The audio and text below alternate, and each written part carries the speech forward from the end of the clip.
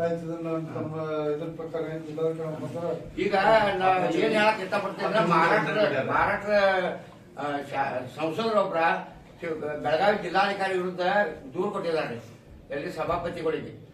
ಅದಕ್ಕೆ ನಾವು ರಾಷ್ಟ್ರಪತಿಗಳು ಒಂದು ಮನವಿ ಕಳ್ಸಾಕತ್ತಿದ್ರು. ಈ ಪ್ರಕಾರ ಮಾಡಬಾರ್ದು. ಪ್ರಾಮಾಣಿಕ ಅಧಿಕಾರಿದಾರ. ಈಗ ಒಬ್ಬರು IAS, ಒಬ್ರು IPS, KS, IRS, IFS ಹಿತ್ಲಾಗಿರಂಗಿಲ್ಲ. ಇವು ಮಾಡ್ಬೇಕಾದ್ರೆ ಬಹಳ ಮೆಹನತ್ ಇರ್ತಿ. ಪ್ರಾಮಾಣಿಕ ಅಧಿಕಾರಿಗಳು ಇರ್ತಾರ. ಅಧಿಕಾರಿಗಳು ತೇಜೋವಧಿ ಮಾಡೋದು ಸರಿಯಲ್ಲ. ಅದಕ್ಕೆ MP ಯಾರು ಆಗ್ಬಹುದು. ನಮ್ದು ಭಾರತ ದೇಶದ 140 ಕೋಟಿ ಪ್ರಜೆದೊಳಗೆ ಯಾರು MP ಆಗ್ಬಹುದು. ಆದ್ರೆ ಯಾರೋ IAS, IPS ಆಗಕ್ ಸಾಧ್ಯ ಇಲ್ಲ. ಅದಕ್ಕೊಬ್ರು IAS ಅಧಿಕಾರಿ ತೇಜೋವಧಿ ಮಾಡೋದ್ರ ನಮ್ದು ಕರ್ನಾಟಕ ರಕ್ಷಣಾ ವೇದಿಕೆಯಿಂದ ನಾವು ಖಂಡಿಸ್ತೇವೆ. ಅದು ವಿರುದ್ಧವಾಗಿ ನಾವು ಖಂಡಿಸ್ತೇವೆ.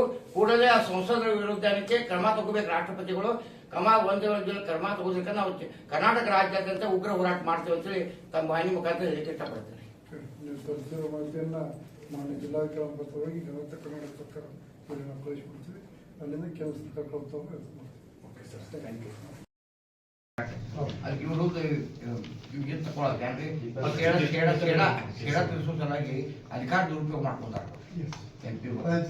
ನಮ್ಮ ಇದ್ರ ಪ್ರಕಾರ ಏನ್ ಜಿಲ್ಲಾಧಿಕಾರಿ ಈಗ ಏನ್ ಹೇಳಕ್ ಇಷ್ಟಪಡ್ತೀನಿ ಅಂದ್ರೆ ಮಹಾರಾಷ್ಟ್ರ ಸಂಸದರೊಬ್ಬರ ಬೆಳಗಾವಿ ಜಿಲ್ಲಾಧಿಕಾರಿ ವಿರುದ್ಧ ದೂರು ಕೊಟ್ಟಿದ್ದಾರೆ ಎಲ್ಲಿ ಸಭಾಪತಿಗಳಿಗೆ.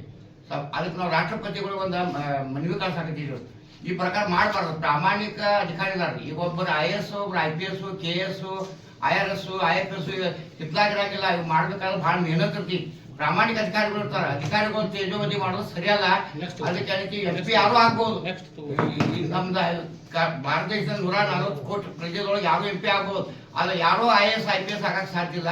ಅದಕ್ಕೊಬ್ರು IAS ಅಧಿಕಾರಿ ತೇಜೋವಧಿ ಮಾಡೋದ್ರ ನಮ್ದು ಕರ್ನಾಟಕ ರಕ್ಷಣಾ ವೇದಿಕೆಯಿಂದ ನಾವು ಖಂಡಿಸ್ತೇವೆ. ಅದು ವಿರುದ್ಧವಾಗಿ ನಾವು ಖಂಡಿಸ್ತೇವೆ. ಕೂಡಲೇ ಆ ಸಂಸದರ ವಿರುದ್ಧಕ್ಕೆ ಕ್ರಮ ತಗೋಬೇಕು ರಾಷ್ಟ್ರಪತಿಗಳು.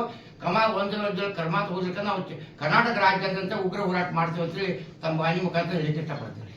ನೀವು ಸಲ್ಲಿಸಿರೋ ಮಾಹಿತಿಯನ್ನ ಮಾನ್ಯ ಜಿಲ್ಲಾಧಿಕಾರಿ ಹೋಗಿ ಕರ್ನಾಟಕ ಸರ್ಕಾರ ನಾವು ಕಳಿಸ್ಕೊಡ್ತೀವಿ. ಅಲ್ಲಿಂದ ಕೆಲಸ ಕರ್ಕೊಂಡು ಓಕೆ ಸರ್, ಥ್ಯಾಂಕ್ ಯು.